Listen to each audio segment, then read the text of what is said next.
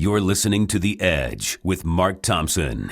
Thank you for joining us. Mark Thompson here. I like to share the mic or the audio space with J Elvis Weinstein. He is the original voice of Servo on Mystery Science Theater, documentary filmmaker, comic. J Elvis Weinstein, come on! Oh, yes. I take up much less audio space than I do physical space, so it's probably a good message. You wait is what you do. You wait like a sharpshooter on the top of a building, having to take out the kidnapper without getting the kidnappee, and you just fire your weapon. You squeeze that comedy trigger, and the bullet fires, and it's a clean hit. That's how right, it works. baby. Measure twice, cut once. So, last episode, we were talking about the Trump briefings at the White House and the way he trots out all these different people. He trots out generals. He trots out anybody who he can wrap himself in as an authority, I think, is who he tries to trot out. So anyone you can draft credibility off of, yes. Thank you. That's very well put. So I mentioned that Dr. Fauci, of course, is someone who he both wants there and doesn't want there, because people take Fauci seriously. They don't take Trump seriously. I mean, in general. I mean, obviously the Trumpies will take his every utterance seriously. But the general public, and every poll reflects this, they don't have a lot of faith in Trump in terms of what he says when it comes to information about COVID-19. But they do have faith in Fauci. I mean, again, polls bear this out. But I was saying to watch Trump stand there and simmer while Fauci speaks, a little bit with Birx, but she's a little bit more of a, she's a little bit more of a suck-up. She is more of a political animal, for sure. And Fauci, while playing the politics deftly, he still kind of speaks his mind. And it just felt like that, as Trump simmers and as Fauci has to sort of keep his remarks short and even Trump cutting off Fauci a few times, meaning there's a question for Fauci and Trump takes the mic and answers it. Right. It just had that feel of that, as I was saying last episode, a James Bond movie where they've got Fauci's family tied up somewhere, and it's that, Dr. Fauci, keep your remarks short and positive. Right. Someone, after I did that voice, sent us a tweet saying you sound like General Bolcarter speaking to Dr. Fauci. Do you remember General... This is unacceptable, Clint. Exactly. It's from Hogan's Heroes. What a reach. General Bolcarter, I'm sorry. How did you get here so quickly? This is a show back in the 60s? Late 60s, early 70s. Late 60s, early 70s. Took place in a... Remember Hogan's Heroes? Colonel Hogan, what are you doing in my office? Schultz, how did this man get in my office? General Bolcarter. The cooler, thank you. It was a cooler. So the Dr. Fauci, I trust you'll keep your remarks positive. According to Charles, that is General Bolcarter. And you know what? He's right. Listen. Oh, General Bolcarter. What a pleasure to see you, sir. Clank, how is it that you get so much more pleasure out of seeing me than I do out of seeing you? Because you're a better man, sir. You're much more of a human being. You have wonderful qualities. Clank, shut up and wipe your face. I was honestly just sitting there going, hey, you did pretty good impressions based on a 20-year memory. Clink. That was the other thing. Then they mentioned the Russian front all the time. Clink. Maybe you'd like things more on the Russian front. No, General Bolcarter, of course not. Yes, I will eat your ass. We've never had an escape from Stalag 13. Those guys who played the Stalag colonel and this guy, Bolcarter, they were all Jews. All Jews who came from, I think in the case of Bolcarter, and I know this only because I went on a deep dive on it, from Austria in his case. I think Klemperer, who played Colonel Klink, is from Germany. Yeah, and they... John Banner was like the scion of a toy fortune. Oh, is that right? That's great knowledge. Yeah. Good knowledge. But they, Bolcarter, that guy who played Bolcarter, he lost his whole family in the Holocaust. And yet the gig comes along, and I'm knocked it up. And well, it's he said, and again, I only know this because I did the deep dive. He said it was a POW camp. It was not a concentration camp. He said that's why he said I can do the laughter. It was a huge distinction for him, I could see. I'm sure he had to have many internal dialogue justify it. And I don't think he needed to justify it. I mean, ultimately, what's shocking is that show both made it and was a success. But it's the Mel Brooks approach to Hitler. Which is Mel Brooks' mission is to ridicule Hitler. Because he feels like that's the most hurtful thing we can do to Hitler. Right. And certainly you never saw a moment where the Nazis were competent for an entire episode of Hogan's Heroes, Yeah, that's exactly right. In fact, it was really kind of strange in Hogan's Heroes. They did something you could never do now. I mean, they probably did a lot of stuff you couldn't do now. But the prisoners were, of course, in and out of Klink's office, or Colonel Hogan was, and the prisoners were talking to the guards, this kind of hapless guard, Sergeant Schultz. But, of course, they're all speaking English. And there are episodes, and again, I only did this because I was looking for the Bull Carter clip. I was trying to see, is that what it sounds like? Looking for the Bull Carter clip. There are literally episodes where they impersonate German officers, and they go to some officers' club, and then there's another thing where literally Larry Hovis, the guy who plays, I want to say his name is Kinch, not Kinch, anyway. He was Carter. Carter, thank you. Carter impersonates Hitler, okay? And one of the exchanges between him and Burkhalter, that's how I saw it. And I'm thinking, okay, and it's funny, but, again, you're going, well, it just, maybe that's like one of those things where no one really threw a flag on the fact that the prisoners wouldn't possibly speak German, there was a lot of things you had to accept before you got to that level, Mark. Yeah.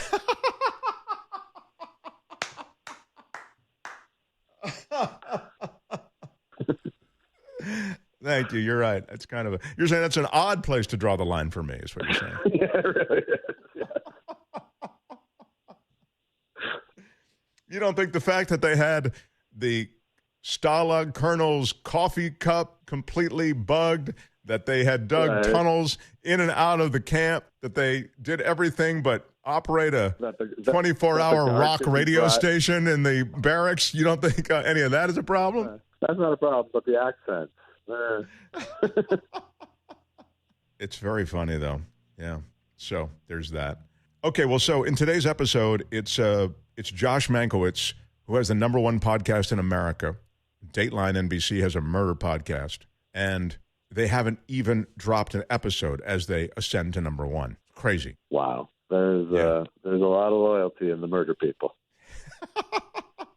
We'll also check in with Michael Snyder, who's got some recommendations. He's the critic, movie critic, and music critic. He's got some recommendations, stuff we can see. So, Josh, love having you here, and thank you, and let's get started.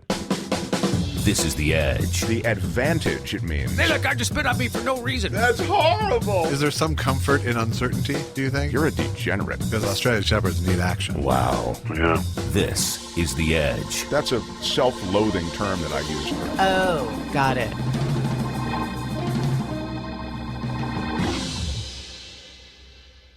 Well, it is indeed a pleasure to welcome Josh Mankiewicz from Dateline NBC. I know, it's very, very exciting.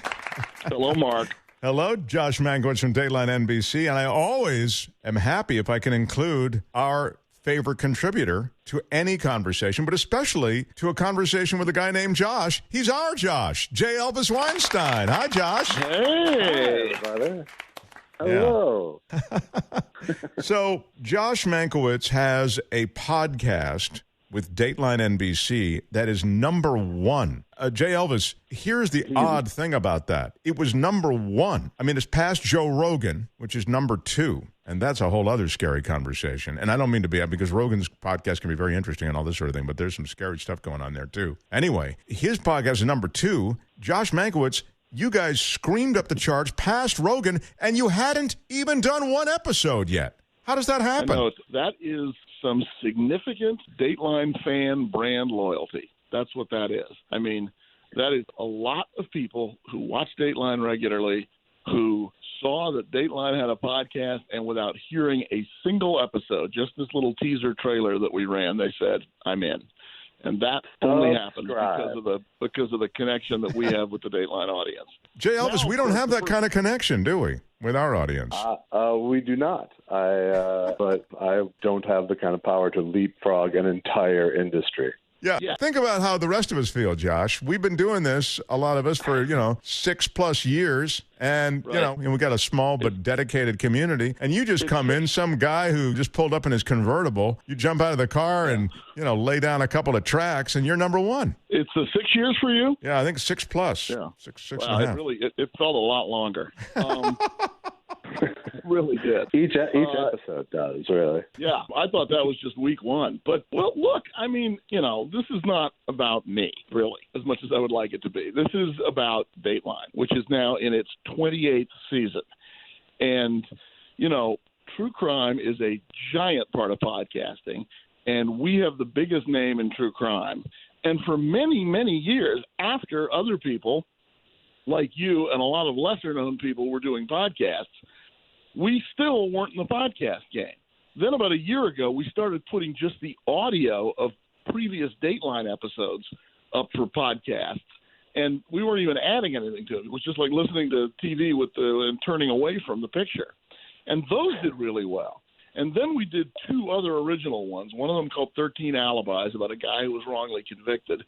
And then Keith did one last year called The Thing About Pam, which was a case that he covered, I think, 5 times on Dateline, which was about this woman and her just outrageous conduct in a couple of murders. And okay, but here's the question: did Keith go to number one? Oh yeah, absolutely, instantly. Okay. Yeah, same sort of thing. I mean, they announced it and it was number one, and it did really well. I think it's up for some award now. It's up for the Webby Award. Well, I can certainly see with that kind of success how you'd only want to do one a year. Well, I mean, in a time when these industries are being affected by so many things that are making the profit model so much tougher, it's just surprising to me that they've waited so long to get another set of episodes up. Well, I think that the learning curve is still going on with us about exactly how to do it, who does it, what the production schedule is, and how best to monetize it. And I don't think we've figured out all of that stuff yet, because this podcast took a very long time to do. I started shooting it last summer, and it's only – I mean, we were recording parts of the podcast concurrently with the Dateline episode, which we started shooting last summer. And the result was it took a really long time to sort of get this into podcast form, because we hadn't done that before. And the more we do it, there'll probably be more of these, and they'll come out a little more quickly, which I think is – This is called Motive for Murder. I enjoyed it. I mean, I'd like to do more. This particular, then I've got a lot of questions that have nothing to do with the podcast, but let's try to. I'll have to ask a few of podcast questions and a few of those questions, and then I'll come back to the podcast. But just because we are talking about this particular episode, Motive for Murder, I'm talking about. I know it's a series of episodes in the podcast, but I mean this episode, which we're speaking of, this murder. This actually was 2 murders, wasn't it? Yeah, the podcast is called Motive for Murder. It's about 2 separate murders that happened in the Houston, Texas area back in 2012. Now, they didn't happen on the same day. They happened 10 months apart, and they didn't happen in the same place. And the 2 victims were connected, but no one could figure out what the connection was. So part of what investigators were faced with was figuring out what connected these 2 crimes. And it was a very difficult thing to do. And unlike, a lot of other stories, this didn't really fit the standard Dateline template. It wasn't the husband, it wasn't the wife, it wasn't the boyfriend, it wasn't for the insurance money. And investigators went down all of those roads and kind of got nowhere. And so finding the motive became crucial to sort of solving the crime, and that's why we ended up calling this Motive for Murder. Sounds like a good story. Yeah, it's got a lot of twists. It does, and it's got a lot of moving parts. And, one of the sort of intriguing things was the theories and clues which explained the first murder did not fit with the second murder. And no one could figure out what connected them. It took a very long time to figure that out. And the first 2 episodes are available right now, so you can get right into the story if you're interested. I'll say this about Josh Mankiewicz. He is legitimately someone who is into this true crime thing. You've always been into true crime books, the Connolly stuff, stories related to cop work. These are always things that have intrigued you. I mean, yes, I was a political reporter for most of my career, as you know. I worked in D.C. and New York, and then I was a political reporter out here in Los Angeles. I mean, look. Reporting is reporting. I mean, if they had me on the ballet beat, I would know the names of the choreographers, And please, by the way, don't put me on the ballet beat. Oh, it seemed like that would be a cool. No. Well, in the old days. Now, who knows? Yeah. But anyway, go ahead. That'd be quite a pirouette from crime, if you will. So, Mark, you feel free to use that. He's always writing, Josh. Isn't he, J Elvis? But, Just amazing. I mean, that stuff, definitely, yes. I have read, I've read all of Michael Connelly's books. I've read all the Lee Child books. I read all of George Pelecanos. I've read all of Craig Johnson. So, I mean, I'm definitely in that genre when I'm not working. That's true. But, this is part of life. And covering the criminal justice system means you cover all kinds of other issues like race and money and status and class and how well our public institutions work. And that's all pretty interesting. And you get to tell every story knowing the third act already, which is a great thing. That's right. On the other hand, I was talking to somebody about this yesterday, the freedom that fiction writers feel, like I don't even know that. I mean, you're doing interviews and sometimes, some of these people you're interviewing, they're not so great at being interviewed, and you're dragging answers out of them. And you have no choice but to do that. It'd be great if you could just say, like, okay, here's what we want you to say. Just please, Yes, and you're a master of putting the answer in the question. Yeah, but you gotta, sometimes you gotta work pretty hard for it, That is your thing, Josh. I mean, now the world knows. I feel as though I was the first one to identify it many, many, many years ago. Because I could never get a straight answer out of you. That's why. The presumptive question, where you offer so you're up. saying the police didn't seem to care. They didn't seem to care. So you're saying they wouldn't have even followed that lead. Yeah, they wouldn't have followed that lead. I mean, there's times in these interviews where you sort of have to say, not to the person you're interviewing, but, to yourself, okay, good. All right. Apparently you're not going to do it. I'm going to do it. Right? Right. So you didn't call. No, I didn't. And you didn't think that mattered. No, I didn't. And you thought no one would ever know. That's right. And what? You think that somehow absolves you? Right? So now you're done. Right? It's much better if they say it themselves, but sometimes people get a little tongue-tied, particularly on television. It's one of the things I always admired about newspaper reporters, which is, they can do a lot of that from their desk on the phone. A lot of times people will say something to you on the phone when you're a TV reporter, and they will not say it as well or as firmly or as emphatically in front of the whole nation when you show up with all that equipment and those bright lights. No, that's such a good point. Such a good point. Yeah, newspaper reporting is something that I have such high regard for. It's just sad to see what's happened to newspapers, huh? Oh, yeah, super. I mean, it's gotten to the point where, if you're not from, one of the absolute top financially backed institutions like the Washington Post and the New York Times, or the Wall Street Journal, or you have a sugar daddy like the LA Times, like it's very hard for just a regular daily newspaper to survive. And in most communities, if you want to know what's going on at City Hall or with your taxes or with the water bill, like your newspaper is the only place it's going to tell you. It's so true. Right. I mean, it's so true. And the other thing is, and this is the not so well kept secret, the newspaper really writes the agenda for what is the TV news that evening. So they and they're not supported nearly as well. I mean, TV is going through this huge crisis in advertising dollars. But, as bad as it is, it's way worse with newspapers who've already seen places like Craigslist erode their advertiser base, and now even worse, which is why local papers are going under all over the country. Papers that really were once kind of the lifeblood of a community. It's very sad. Well, even just the LA Times during this crisis, we still get the paper version at our house, and you pick it up now, and you can just feel how the ads aren't in there just from the weight of it. Oh, yeah, that's definitely right. Yeah, there's just not as much. That used to be the way you reached everybody. Now, there's 1,000 other ways to reach people you want to advertise to, and papers are paying for that. It's just sad because the real, as you say, the real journalism in so many ways is done in less sexy ways than you see on television. Yeah, it is. And it's, my hat's always off to newspaper reporters. Frequently we interview them for Dateline episodes because, maybe we weren't there for the whole trial, but the guy from the local paper or the woman from the local weekly, they were always there and they covered everything. And so then you interview them and they become characters in these stories and they're just like this little hard drive of information about the trial. And like nobody else has that. Nobody else can come up with that kind of information. If you really want to know what's going on with that or anything else in your local community that you're interested in, your local paper is probably the best bet, and they're really under attack right now. When you get your scripts, are they written or are they bullet pointed, or how does a Dateline episode come together?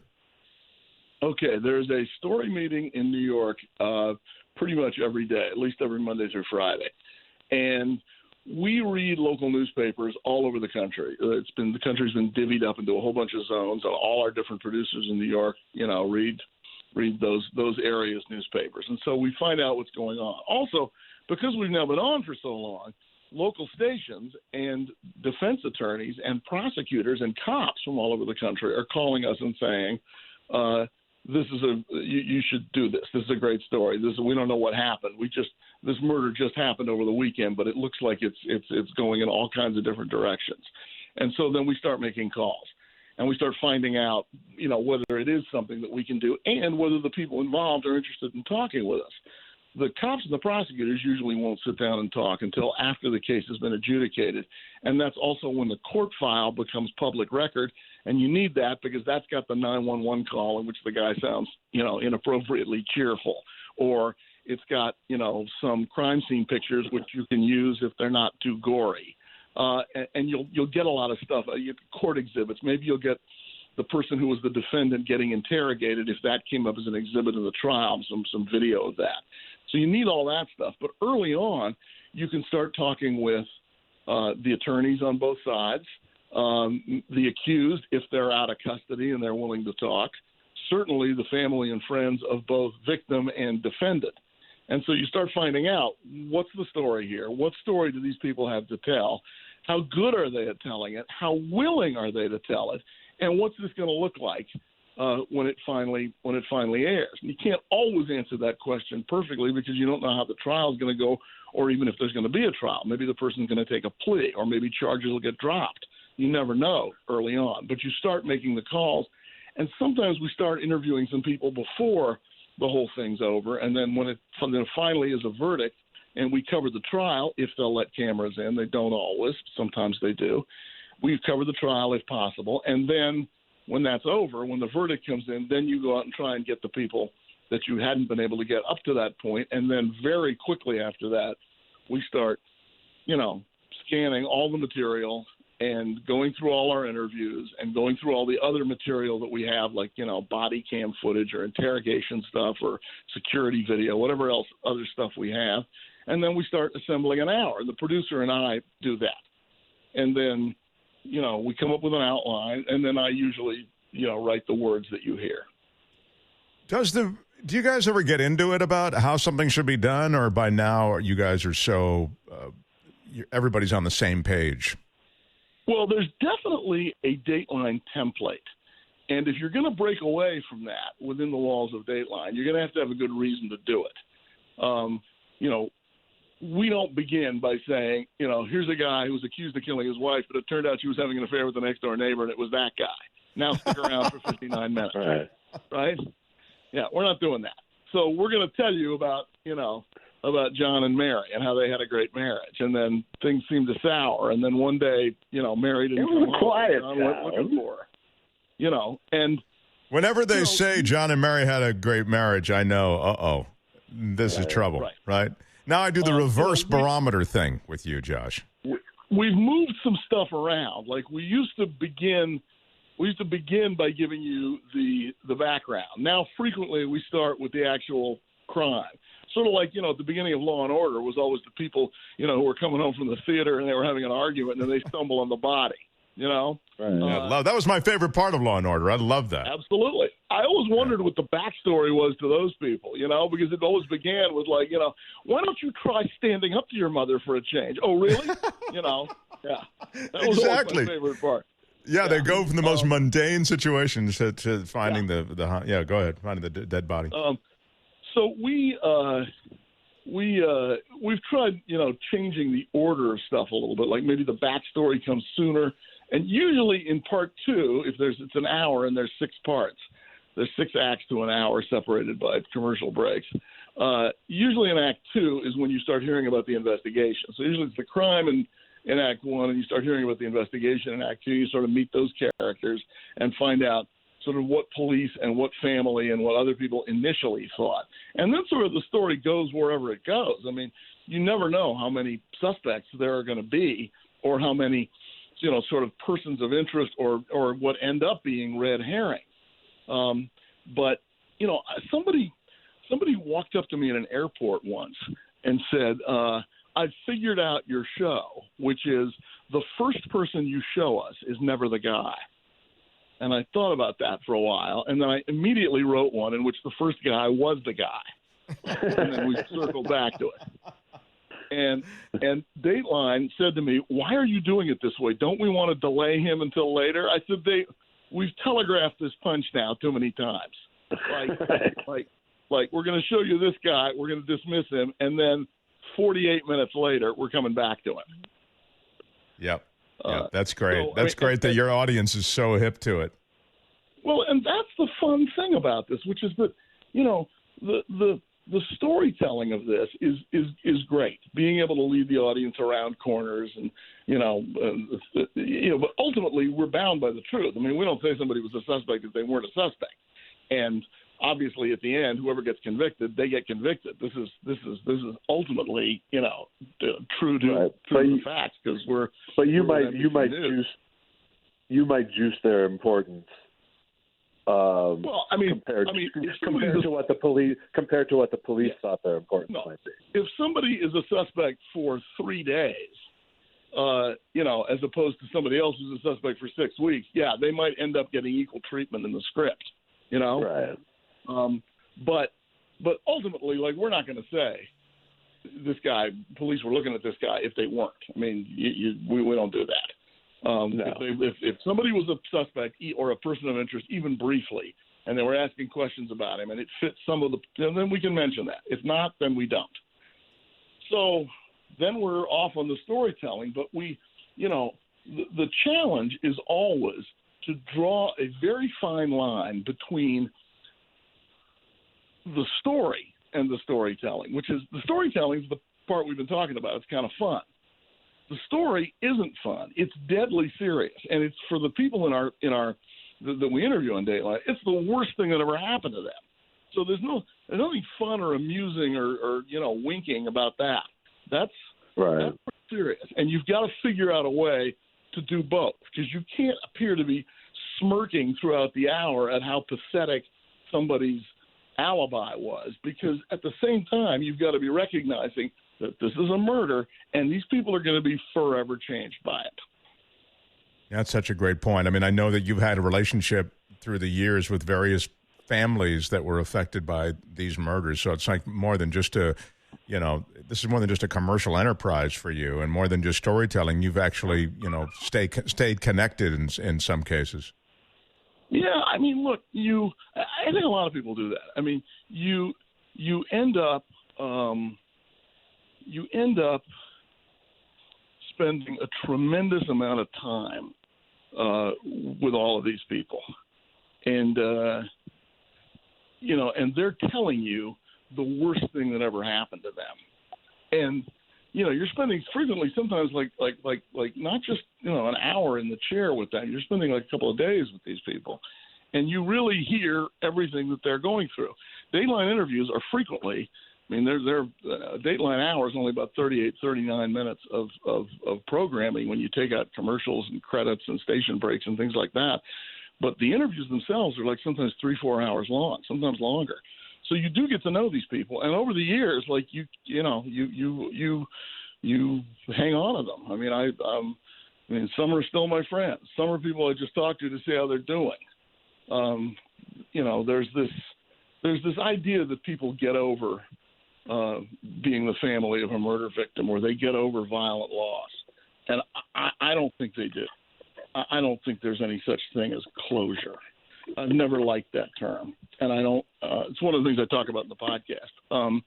But I don't think that exists. That loss is always with you, and the idea that somebody gets locked up for it or even put on death row, that doesn't even the scales. No, it's. I'm sure that's true. I agree. Yeah. I mean, just from the outside looking in, I just think that you never, those wounds never heal. You know, it's always strange to me. The idea of closure is something that people from the outside who aren't part of this sort of wish were happening to the people who are experiencing this, but it's more myth than reality, I think. Yeah, I think it's also lost people. I'm sorry. Go ahead, Josh. No, go, Josh. I think with any loss, it's more a matter of people just find a way to file it. Yeah. That it's not constantly accessed, but it's always there. Right. I think that's right. I think our minds kind of do that normally. But, you know, the criminal justice system makes a very poor psychotherapist. I mean, families go to these trials. Sometimes they go to, you know, literally hundreds of court appearances in between when the person is arrested and when the trial happens, because the criminal justice system moves excruciatingly slowly sometimes. And so they'll go to like literally like more than 100 court appearances, showing up each time for a motion hearing or a status hearing or a conference, just because they want to show we're here and we're representing our family member who's not here anymore. And then at the end of that, when they've kind of kept this vigil for years and years and years, then there's a verdict. And if they're lucky, that person's convicted and, you know, locked up in some way. And then all of a sudden, this thing that's been almost their job is over. And the attitude of the world is, okay, let's all move on now. And that's easier said than done. You know, you know we're close to I know you know or are connected. Let me start this again. I know when you talk about this stuff, I think of the O.J. Simpson case. I mean, I think of a bunch of high-profile cases, but that one comes to mind where the family was in the courtroom every day. They had a civil case on top of the criminal case, and of course, they didn't get any kind of justice, even if you understand that you can never get any real justice for what happened. Right. But the system let them down. And I just think of the raw emotion after that verdict was read. The family goes on with life. You know, you'd mentioned to me, I think, once before that the father, is it Ron? What's his name? Goldman. Yeah, no, I know. But what's his first name? The father? Fred. Yeah. The father, Fred Goldman, you know, is a clothier. He goes. I mean, he has to. You know, he has a business. He has a life. He has to continue to run. And the sister of Nicole, Kim. Kim. Kim Goldman. You mean Denise. Denise Brown. You mean Denise Brown? I said Nicole. I don't know what the fuck. Yeah. The sister. Clearly, I don't remember the case that well. Because it didn't get enough coverage, Mark. That's the problem. Because the victim. And the victim's sister is, I think, active on Twitter, and, you know, she has a whole social media connection. Yeah. And so you realize that their lives continue after this, even though, as you suggest, they were so wrapped up for literally several years in that case around O.J. Simpson and those murders. Well, yeah, people go on to have, you know, meaningful, productive lives after that. There's no question about that. I mean, I talk to Kim Goldman all the time. She's, you know, She's doing great. That doesn't mean that she doesn't think about this all the time. I'm sure that she does. But you know, there's this assumption, you know, when people say we want closure, we want the family to have closure, what they really mean is I want closure. I want to feel like this is okay, because it's so upsetting. I mean, I understand why people want that, and they want it for other people. It just generally is much harder to find than I think people wish it were. Yeah. Look at even the case of Michael Jordan, which is in the news again. You know, his father was murdered, and it was all about what the fuck's he doing playing baseball? Right. Yeah. You know, I mean, it doesn't matter who you are. You know, there's nothing that prepares you for a violent loss like that. Well, this is a series I'm really looking forward to, and it's just wild that you have these devoted fans. You see them at like these crime con things. There's a whole subculture we're not aware of if you're not into the true crime genre. Yeah, they show up, and they, the thing that strikes me about the people who are our fans and our followers is that they're not fans the way people might be fans of a scripted television show and like those actors and know all the names of the episodes. These people who follow us see themselves as on a mission with us.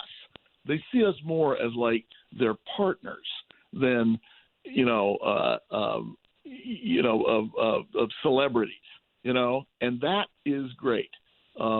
Because they feel like we're all sort of on this mission for the truth together. And that's one of the things that makes true crime fans like so great. Like they're really into it. And they ask a lot of really smart, perceptive, detail-oriented questions that, frankly, a lot of times off the top of my head, I can't answer. Like they say to me, why didn't the police use luminol at the second murder scene? I'm thinking like, oh, wait, which one was this? I've done like, a dozen of these, and eventually, like, I remember, and then we talk about it. But people are like, they really pay attention very close, and it's great. I love it. I mean, my contact with the audience has been almost 100% positive, Mark notwithstanding. Right. You're their sleuthing surrogate. Yeah, exactly. That's when yeah. When you're at CrimeCon conventions, are you? So the Dateline correspondents are there. I assume some homicide cops are there. Some and a lot of DAs are there. A lot of podcasters. A lot of people who are on other true crime based programs. People like Nancy Grace. All that whole industry sort of comes together once a year. It just got put off. It was supposed to be this past weekend. We were going to be in Orlando, and it got put off because of coronavirus, and it's been rescheduled for October, and we're hoping that it can just come off then, and it'll be okay. Because if you can't actually be there in person, can't they bring you in via a huge video screen? So there'd be, in a way, that'd be a more dramatic way to interact with them. There's actually something that's being done like right now.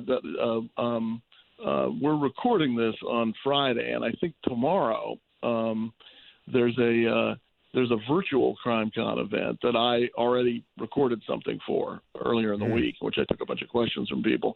And so, like the next one of these is supposed to be in person, but who knows what's going to be going on in October? I don't know. I hope we're all able to go to Orlando and meet everybody. But we've done three of these. We've done three of these so far, and they're great. I like meeting everybody. If there's ever a group of people you could convince to wear gloves and masks, it's probably them, crime scene enthusiasts. Yeah. Come on, J Elvis Weinstein, everybody. That's what I'm saying. On. Thank you. Yes. Come on. Yeah. But one of the great things about CrimeCon, let me just say this, is that one of the rules is people cannot show up in costume.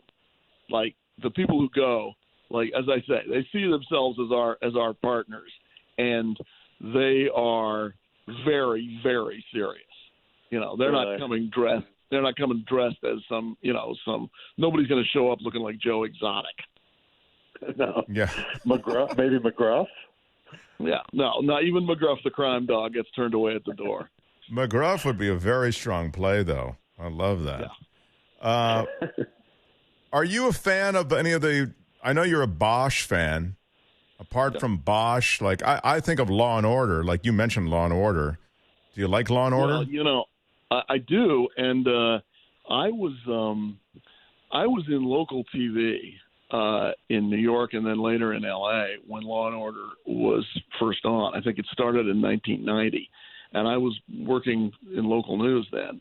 And I was not a fan of Law and Order, in part because I was just a lot busier. I was frequently working late. I was on the 11 o'clock news, and I just wasn't home to watch TV in the evenings. So I didn't see almost all of Law and Order when it first ran. So now, during the pandemic, I have the luxury of watching it, many of them, for the first time. There's only a couple I've seen before. So it's great. And I certainly knew what it was, and I knew what the template was. And I also thought that, we should be looking for Dateline stories which most closely, resembled that, because it's great when you sort of go back and forth. It's this guy, no, it isn't, no, it isn't. Oh, it's the next door neighbor, good night. That's great storytelling, whether it's scripted or whether it's on Dateline. So, yeah, I'm watching a lot of Law and Order now, and it's great. And the weird thing is, the first episodes started airing in 1990. That's 30 years ago. And they are better written and better plotted than a lot of stuff that qualifies as dramatic TV today. I just think they're riveting. I love Law and Order. I like I have to say, though, the SVU, that's the Special Victims Unit, that's about sex crimes, is it, mostly? Yeah. Yes, mostly, yes. It really, dude, it's just too intense for me. I mean, honestly, I just can't. I mean, when they talk about the victims are really, it's awful. Well, it is. Look, I mean, the real life equivalent is awful. I mean, it's one reason why on Dateline we very rarely do sex crimes or crimes in which which kids are the victims. And one of the reasons is those stories are just really, really hard to tell in a way that is going to make the audience continue watching. I mean, you tell a story awful enough. It's a sad enough, terrible enough, repellent enough story. People are just going to change the channel. They're not going to stick around till the end. Right. That's what happens to me with SVU. I just can't watch it, Well, it definitely happens when the story is true, and that's one of the things that makes it really hard for us to do some of those stories. Yeah. So Bosch, and now you're watching Law and Order. Is there any other show that you particularly like from a dramatic standpoint in telling these stories that you've seen? Interrogation on CBS All Access, which can be watched out of order. You can see all the episodes, and it's based on a crime here in L.A. in which a guy was accused of killing his mother and imprisoned for that. And the question is, he signed a confession. Why did he sign the confession? What did he think he was confessing to? And it's great because it's set up so you can watch it out of order. If you want to, you can watch it. You can watch it start to finish, or you can watch it in a different order. And it's very interesting. It's great. Interrogation on the CBS All Access. Oh wow, cool. Hey, let me ask you about this Mankiewicz family before I let you go. Such a famous family. Yeah. Grandfather wrote Citizen Kane, of course. I didn't know him. And your great, I guess it would be your great uncle. His Who's brother, Joseph? Yes. Yeah, his brother. Yes, my grandfather's brother, my great uncle. He was also a brilliant director and screenwriter, wasn't he? He was. He did All About Eve, Letter to Three Wives, Barefoot Contessa, Sleuth. He was. He's a prolific guy. Philadelphia Story. I mean, unreal. Cleopatra too, right? Yeah, Cleopatra, which is like a lot of film buffs really love. I find interminably boring. Yeah, I'm with you. I think it's a little slow. It's so long. Yeah. I was just watching part of it the other night, in fact. Yeah, a lot of people love it. That's not my favorite of Joe's movies.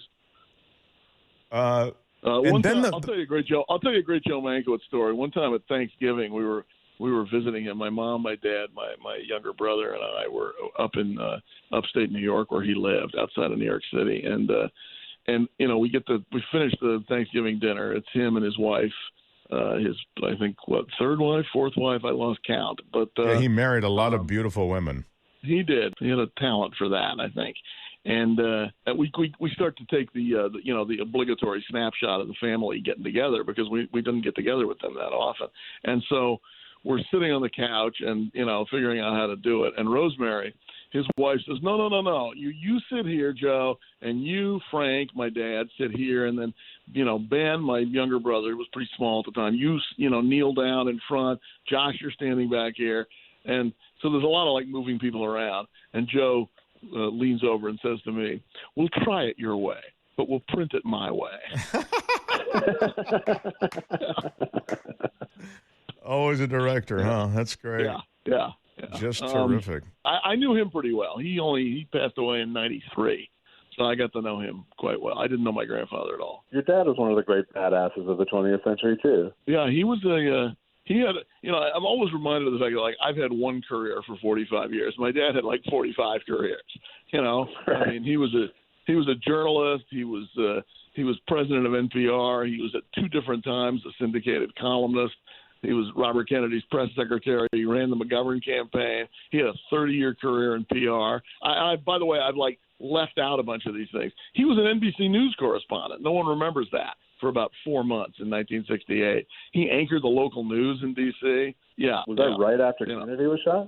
Yeah, not long after. Yeah, like a month after, something like that. He was on the enemy list that Nixon had, this sort of political enemies list. Yes, he was. It's one of the things that made him proudest was that he was on Richard Nixon's enemies list. I think his income taxes were audited like 3 straight years in a row. We always thought connected to that. I wonder what Frank Mankiewicz, I mean, just a brilliant political strategist and mind, would make of what's going on today. It just feels as though it's a different America. He'd be slack-jawed, I can tell you that. He'd be astonished at what's happened and what is happening. And I'm not talking about the disease. I'm talking about what's happened in America. He'd be astonished. He'd be proud of the mean tweets directed at him from on high. Yes, that's right. He probably would be. Yeah. Snark has been always sort of valued in our family, as I suspect it might have in yours as well. Yeah. Yes, indeed. But it's interesting, you just spoke to what is sort of two branches of the family, and you were in the political branch originally. I mean, political, journalism, that kind of thing. And then the Hollywood sort of glitzier side of the family, and I mean, it was a robust Hollywood side, was continuing. And then, of course, when you came to L.A., I guess it all sort of began to run together. I mean, not so much in terms of career, but just you began to see all of these people, who were carrying the Mankiewicz name, and they were doing things like creating Heart to Heart and writing the James Bond movies and, all these other things. Yeah, I mean, my cousin Tom, worked on a bunch of movies and was, involved very closely in Heart to Heart and wrote first couple of Superman movies and a lot of the Bond movies. His brother Chris, a producer, Runaway Jury, A Perfect Murder, a bunch of other films. And, my cousin John was the House of Cards and The House and Miami Vice and Bosch for a couple seasons, although not right now. And, there's a bunch of my cousins and relatives who are out here. My cousin Tanya Davis is co-running the production company that produces the Obama's films for Netflix. Oh, really? Wow. Yeah, I think it might be called Higher Ground. I think that company is called. Right. But yeah, she and another woman are involved in that. So yeah, I mean, there's a lot of Mankiewicz's out here still, sort of in the movie business. I sort of always was in journalism. I never really did anything else. My brother was in journalism and still basically is, but now he's been for a long time now. He's been host of Turner Classic Movies, which kind of connects both halves of the family.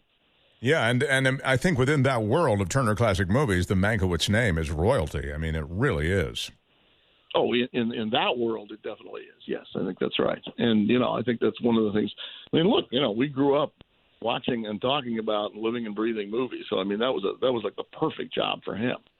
That and politics. That's like almost all we talked about. Yeah. At least Grandpa Herman, who sort of legendarily thought Hollywood was full of shit, can see that you guys both have honest living that are Hollywood related. It's funny. I mean, the guy wrote Citizen Kane and felt like a failure.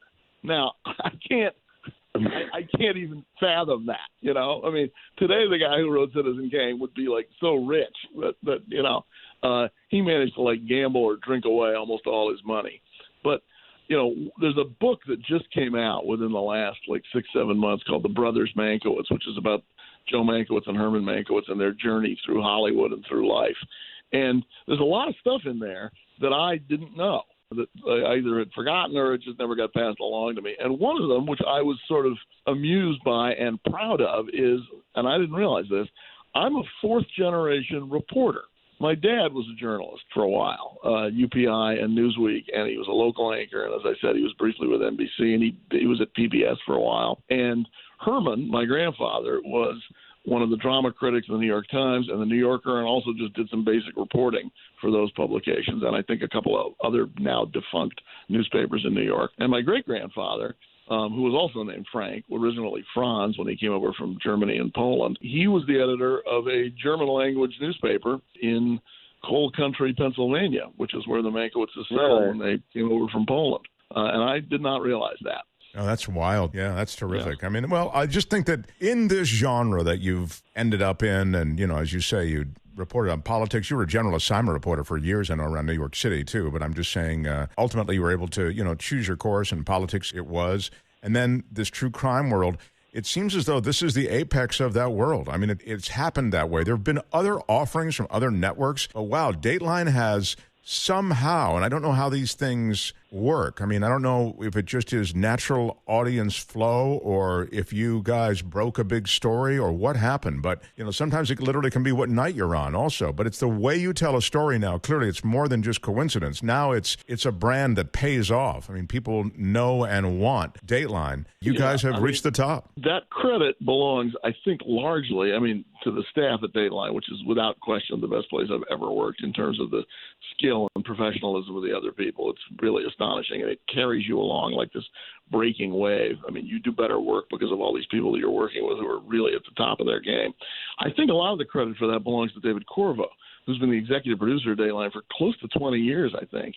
And he's the guy who sort of transitioned us from being a general interest news magazine to doing true crime. And we've become, no matter how you slice it, we're the biggest name in true crime. And that's largely because David saw this coming. I sure didn't. I mean, when they wanted me to start doing crime stories in 2005, I really resisted. I mean, I joined the old Dateline, which was kind of like a cooler, faster moving 60 Minutes with a bunch of unrelated stories. And, I thought that was great.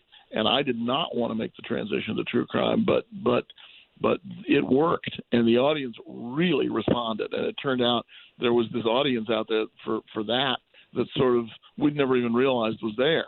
And now look at us. I mean, now literally we announce a podcast on Thursday or Friday, and by Sunday night it's number one, and it hasn't even come out yet. Yeah, it's remarkable. All right, before I let you go, let's just talk for a second about the pocket squares and you've got this whole subculture within the subculture that's focusing on your pocket squares and your, your sartorial decisions. I know. I don't quite get that. But, there's a Twitter account called Manx Square or something, which I have nothing to do with. And there's another one called Manx Eyebrow, I think, which is about how I look at people. Yeah, I don't know. I started wearing pocket handkerchiefs back in the 80s. The great Judd Rose, no longer with us, one of the great correspondents of my time, was the first person I knew my age to wear a pocket square. I'd always thought of them as something that older people wore. And, this was like 1982, nearly 40 years ago. And he did it, and I thought, well, actually, you can be young, and that kind of still looks good. And so I started doing it. And then once you start, then you can't stop. I mean, then you just kind of get used to it. And now I don't, I don't feel fully dressed if I leave the house without some kind of handkerchief in my pocket.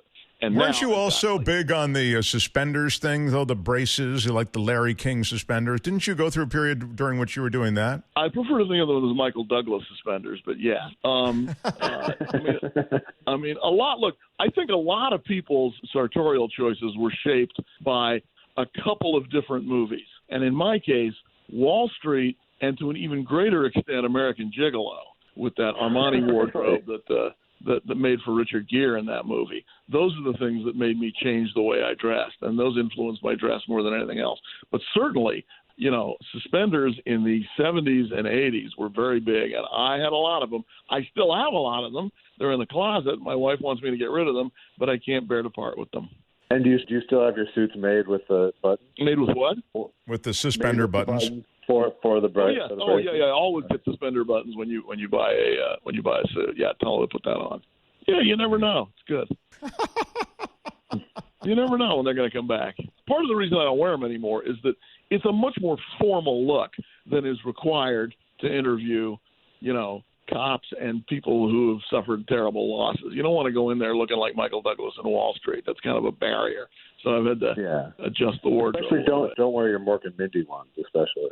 Exactly. Right. That's not good. It's Motive for Murder, the latest new audio production from the folks at Dateline. It's a podcast that's #1. Available wherever you get your podcast. My girlfriend is a huge consumer of podcasts and also true crime. But I mean, true crime podcasts are her favorite. But then she also just takes in a lot of podcasts. And she's already listened to yours. And now I'm trying to say she's got some cred in this world. She's heard a lot of different true crime stuff.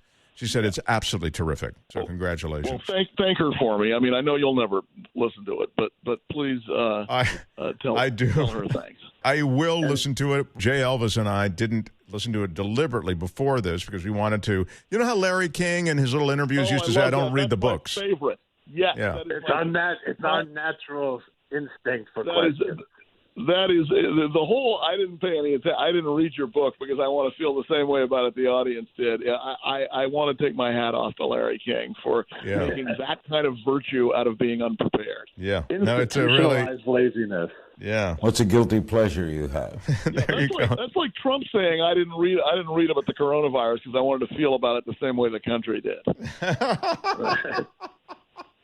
Do you have a secret talent? In the criminal justice system, the people are represented by two separate yet equally important groups. The police who investigate crime. And what? What's the next line? And the district attorneys who prosecute the offenders. These are their stories. And that voice belongs to Stephen Zern-Kilton. Oh, my God, that's sick knowledge. And the district attorneys who prosecute the offenders. That's great. That's really great. By the way, instead of singing Happy Birthday to You twice while you wash your hands, just say the Law and Order opens slowly. That's what I do while I'm washing my hands. It takes about 20 to 30 seconds. How great is that? I love it. I count to 20. Well, Who is I can't really do that. But, Who is the guy? How do you know the guy who did the voice? Well, because I have, a tremendous respect for people who make their living as voiceover artists. Oh, that's really great. I mean, that's one of the stories I did at Dateline before we went to true crime was I did a profile of the late, great Don LaFontaine. It was a terrific one, too.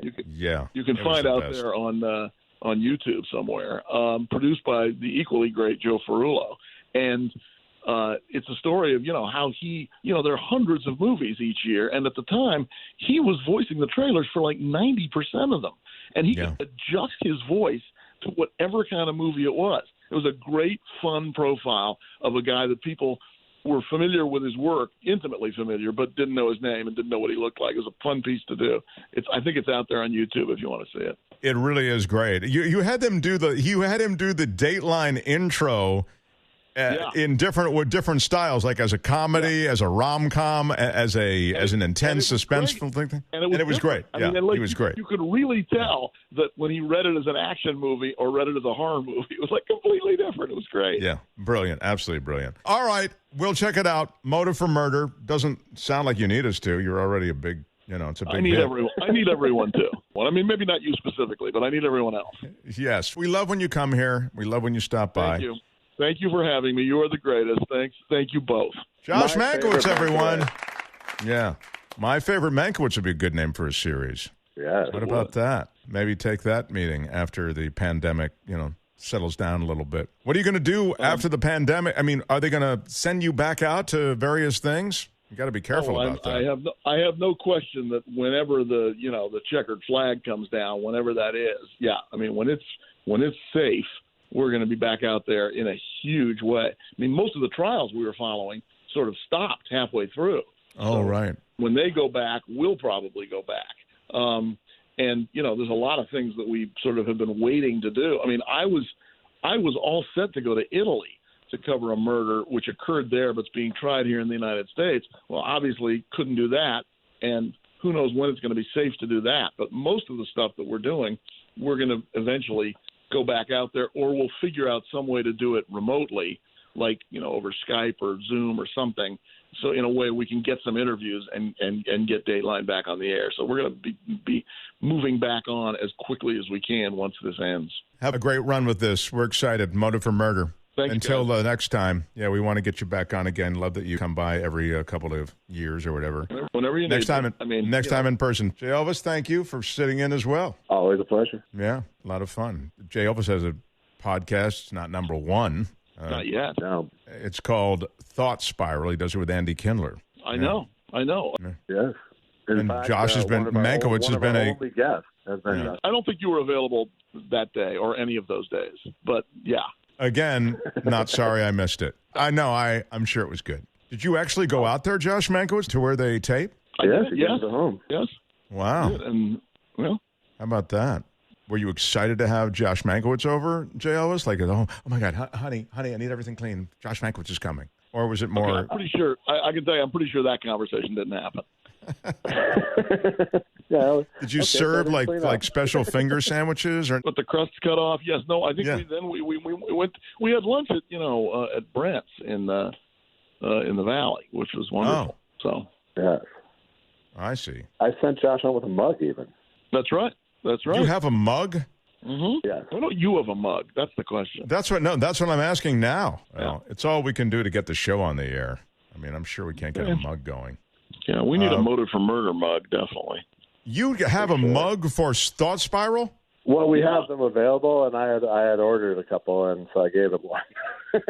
Yeah. Well, I want to thank you for never giving me one. My God. Anytime I can tap into that low-level jealousy of yours, Mark, it's a good day for me. Okay. Yeah. This has been my favorite part of our conversation. I think I kind of tuned out when Josh was talking through most of it, so I don't know. Maybe it was better. I don't know. Oh, God. All right, boys. Let's do this again soon. Thank you both. Okay. Love you. See you guys. Pleasure. Bye-bye. This is Donald J. Trump, President of the United States. Mark Thompson is a huge loser. His show, very bad, weak. But if you're interested in crap and you're a communist, you can go to edge-show.com. I don't recommend it. It's a pleasure to welcome into our mix the Culture Blaster, guy who we check in occasionally on film and television and streaming and music. He's Michael Snyder. Yeah. Michael Snyder, welcome.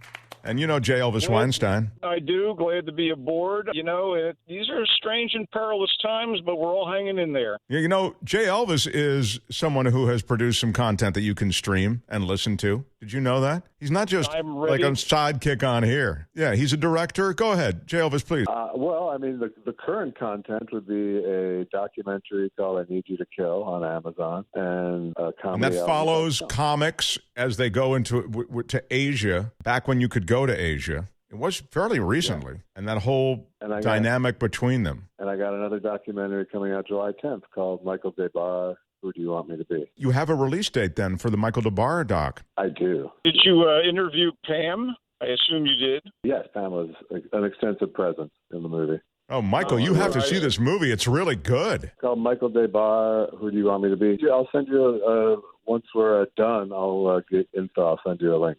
Link me up, Jay. I'm all over it. I've met the man on a couple of occasions. I know Pamela a little better. Yeah, I mean, I'm not friends, but their story, both of their stories are pretty fascinating. But it would be great to see, a little more about Michael's life and career. So yeah, I'm on board. And any of your stuff, link me up, and we'll talk about it on the air. Beautiful, thanks. So, what do you have for us this week? You mean in terms of movies and stuff? Yeah, movies and stuff. I'm watching a couple of things. I just wrapped up I was like the last one in the world to see, God, I've been up all night. I'm so sorry. What's it called with that guy and then the woman, and then they have yeah. Yeah. I love that. That's one of my favorites. That is serious Oscar contention. Yeah. They're money launderers and they're on the run. Oh my God. Ozark is what I'm talking about. Oh, Ozark. You're talking about. That was the last one. Yeah, okay, to see it. Yeah. Oh, in terms of television stuff, I have to tell you, I've been pretty fascinated and thoroughly on board with a couple of things on television, and we've spoken about them before, you and I. One of them is Penny Dreadful, City of Angels, which is just getting more and more engrossing on Showtime on Sundays, and it's basically a pulp fiction-y sort of, not as in Quentin Tarantino's Pulp Fiction, but as in, old pulpy cops and robber stuff set in 1938, and there's Nazis in Los Angeles, a Bund, and there's a demonic presence wreaking havoc, and there's a lot of topical stuff in terms of racism insofar as the Mexican-American community is up in arms because this is when they're planning to build the Arroyo Seco freeway, and they're going to uproot tons of families, and there's violence and civic intrigue. And in addition to all that, Natalie Dormer, who you may know from Game of Thrones, and she was in the Hunger Games and such, she plays multiple roles as this demonic presence Magda. And it's one of those kind of Orphan Black type bravura multi-character jobs, and absolutely fantastic on that level. And the art direction is amazing, and the idea of Los Angeles being a supporting player is profound, as it is in Bosch and Lucifer, the supernatural detective show that was on Fox for a while, and it's on Netflix. In all three shows, Los Angeles is a player, and I'm fascinated by that. Oh, wow. Sorry, go ahead, Josh. No, I didn't say anything. Oh. I would have Would you liked like it. to? It would have been a good spot for me, but I didn't. Speaking of Sunday night stuff, I watched the first episode of a 6-part adaptation of a novel, I Know This Much Is True. Apparently it was 900 pages, a big bestseller, about twin brothers, one of whom is a paranoid schizophrenic, and they are both played to astonishing effect by Mark Ruffalo. And it's just phenomenal what they can do these days with, the one person playing multiple characters, and, the prosthetics and makeup that are seamless, and you're like, you really can't believe what you're seeing, except it's so well acted. But the problem with something like this is, this is not feel-good stuff, and maybe this is not the time for that. In fact, it's unrelenting in its tragedy about these two brothers and their life, I guess, in the 90s in the Hudson River Valley, a little north of New York City. And there's nothing but, there's the mother's dying, and, the relationships these guys have and have dealt with, the screwed up stepfather. But Ruffalo is extraordinary. And you do get Melissa Leo and Catherine Hahn and Juliette Lewis in supporting roles. And I watched 10 minutes of this. It just so happened last night, and it is really disturbing, though. I mean, the brother, they were dragging him into some prison facility or mental health ward or something, and it's impressive. Yeah, I also saw, just on a lighter note, have you seen this, J Elvis, the Christina Applegate "You're Dead to Me" series? Oh, no, man. I'm looking forward to it because I've worked with Linda Cardellini on Freaks and Geeks, and she was truly my favorite person to ever write for. The Linda Cardellini, it's so funny you brought that up. She plays May Capone in the newly released Capone biopic about his last year of life, Al Capone's last year of life in Florida on his estate, and she plays the wife. And I kept thinking, why am I not watching Freaks and Geeks? Why am I not watching Dead to Me? Why am I watching this horribly depressing? And then I realized I'm watching it, A, because I have to review it, to warn people away or encourage them to see it, and B, because Tom Hardy gives a bull goose loony performance as the syphilitic Al Capone. It's must-see horror, as opposed to, I don't think it'll make you bum out like I Know This Much Is True, Will, but it's like, wow. And that's called Capone. Yeah, it's called Capone. It's available on direct-to-video, VOD, and it's nuts. And it's by Josh Trank, and Josh Trank was the guy who kind of exploded on the scene with Chronicle, his sort of found footage teen superhero superpower movie, and was given the keys to one of Marvel Comics' kingdoms, the Fox production of Fantastic Four. He screwed the pooch. It tanked, And then he did nothing for 5 years until this Capone movie. And I'm like, this is what you've done? What? It really seems like screwing up a superhero movie is a direct route to director jail. Maybe 5 years off. Soul searching, I assume, J Elvis. No, people just won't hire you when you do a monster bomb like that. Yeah, and let me just say, I am comic book guy, although much handsomer than the Simpsons character, if I say so myself. And boy, I was horrified at how bad that was and all the bad choices that were made. But as you say, he was coming off a big movie. I mean, he was 26 years old and he did this movie, right? But it was a big little movie, It was a done on a shoestring. You're right. And then this thing, they gave him a multi-million, production, and it went south, I mean, I like superhero stuff. I do. Not your cup of tea, Mark, I don't think, but I've revisited a couple of really good, DC Comics is Marvel's competitor. They're the Superman, Batman, Wonder Woman company. And of course, Marvel is the X-Men, Spider-Man, Marvel Cinematic Universe company. But there are two really interesting, off-the-beaten-track, but well-respected properties that were adapted from graphic novels about the two core superheroes other than Wonder Woman at DC. One is called Batman The Dark Knight Returns, which is an animated version of Frank Miller's groundbreaking graphic novel about the sunset years of Batman, as he's like trying to still fight crime into his middle age. And how sour Gotham City has become. It's really beautifully done. And there's another thing, a Superman direct adaptation of a graphic novel called Red Sun, S-O-N, as opposed to Red Sun, S-U-N, that weakens Superman. And Red Sun is about what would happen if Superman's rocket with the baby Superman crashed in Soviet Russia instead of Heartland America. And it's really clever. That's a really good. And so who did that? It's DC. They're animated movies that have gone like direct to video. They didn't even have cinematic premieres. Remember when theaters used to be open? Anyway. Oh, by the way, when will that happen? I am just sitting here waiting. J Elvis, when do you think there'll be movie theaters again? I think probably like deep fall. The studios will release something to test out something. James Bond in November?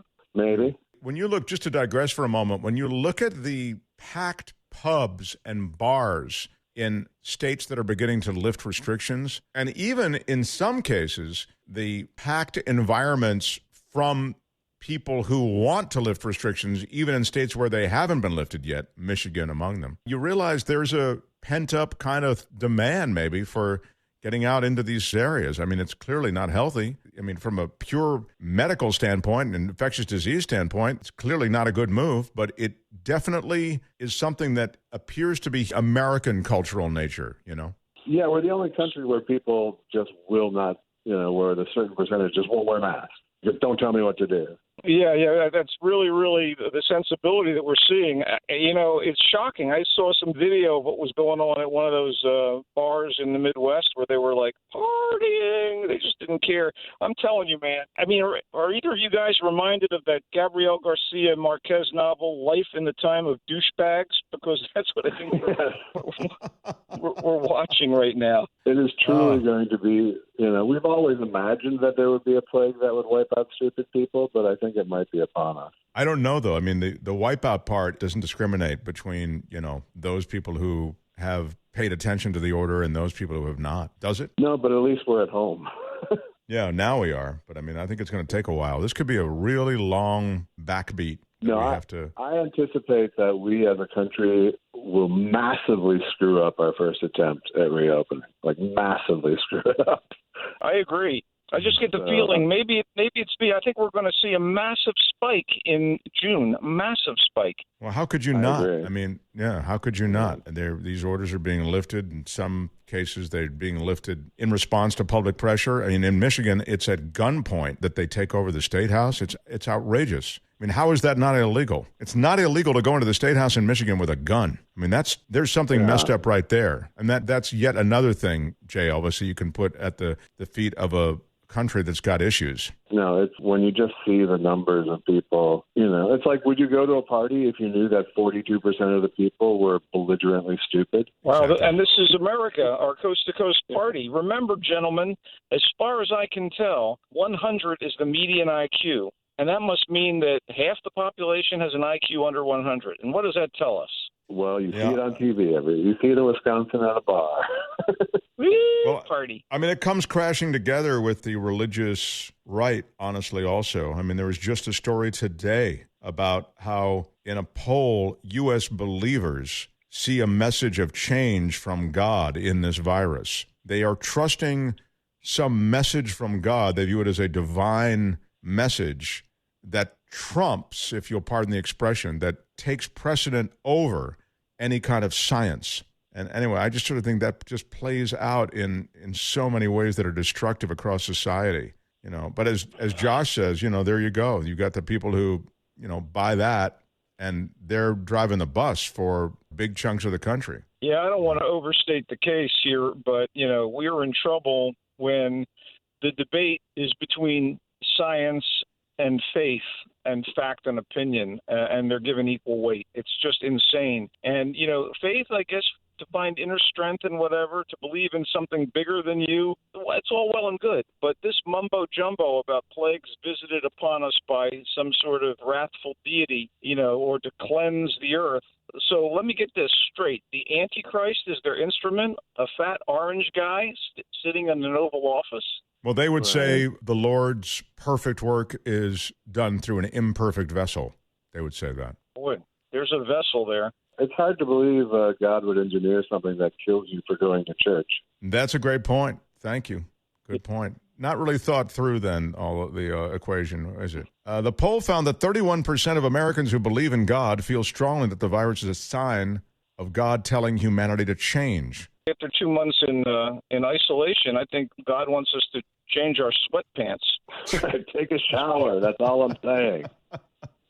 The COVID-19 virus has disproportionately walloped black Americans, exposing societal inequality that has left minorities more vulnerable and heightened concern that the risks they face are getting ignored by a push to reopen the U.S. economy. Amid that stark reality, the poll found black Americans who believe in God are more likely than others to say they have felt doubt about God's existence as a result of the virus. 27% said that, compared with 13% of Latinos and 11% of white Americans. Anyway, that was just it's intriguing. So people have more loyalty to Trump than to God? just numbers-wise. Trump's numbers are steadier. You're right. You're absolutely right. He has a more unshakable base than God does. Yeah. Wow. If he is God's vessel, the question is, when is this guy going to sink? That's the real big question here. Is this going to continue to be the case where his following is so devoted that they see no evil, hear no evil, etc., despite the overt, malfeasance that we see day in and day out? I think yes. I mean, I honestly think for the most part, yes, because it's already so rooted in defiance that's going to be hard to shake. The good news is that the people who are on the fence aren't anymore, and the people who didn't vote have a much bigger reason to now. That's right. I mean, it could be quite a drubbing. He brought over a bunch of people who were just disaffected, angry at the system, didn't like Hillary Clinton. Just hated Hillary. Michael, we like you so much, and I wish we could shelter in place together, but it's time to say goodbye. Well, feelings mutual. Hey, listen, your listeners, by the way, can check up on my hysteria on Twitter at Culture Blaster in case they want to investigate various pearls of wisdom. Yeah, at Culture Blaster on Twitter. It also connects to my articles and our various radio and podcast endeavors, kind sir. Very cool. Check out at Culture Blaster on Twitter. The Marina Times, he does the Coastal Commuter. Michael is a screenwriter as well, but now you do the writing and less pitching because of the way Hollywood sort of parked itself temporarily. Anyway, It's a great pleasure to have you here. Thank you, Michael Snyder. You bet. Hello, Michael. Thanks, Michael. Josh, what a great conversation. I said goodbye to you in the conversation, and now I'm going to say goodbye to you on the podcast here. Well, it's been a delight. He's J Elvis Weinstein, and thanks, Josh. Until next time, bye-bye. Mike. Thank you.